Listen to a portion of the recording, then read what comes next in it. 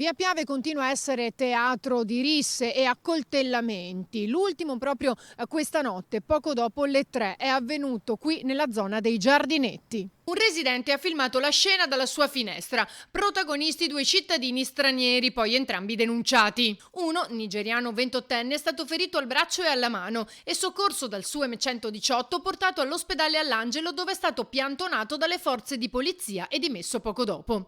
Un'aggressione senza gravi conseguenze in realtà, ma che continua a preoccupare i residenti, ancora una volta svegliati di soprassalto nella notte. E con l'avvicinarsi della bella stagione sale il timore che si possa tornare ai gravi episodi della scorsa estate. È un disastro.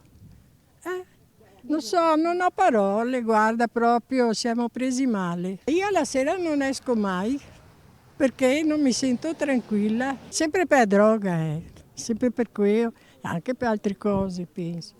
Ma veramente non si può vivere così, ma scherziamo. Ieri sera che erano 3 macchine di poliziotti qua in parco, invece più avanti sono un disastro, sono 15-16 persone, ma un po' di personaggi che sono di quelli bel grossi, che hai paura anche. Di notte adesso che si dorme che le finestre e le porte sono chiuse, invece quando è caldo d'estate non si dorme niente ragazzi. Perché c'è caos. E caos, un grosso caos. Questo a una settimana dalla manifestazione con migliaia di cittadini che chiedono più sicurezza e con le successive dichiarazioni del sindaco Brugnaro che chiede invece pene più severe. Questo è l'ennesimo esempio che nonostante le dichiarazioni di facciata, nonostante i grandi sbandieramenti di attività, appostamenti, il controllo del territorio ancora deficita.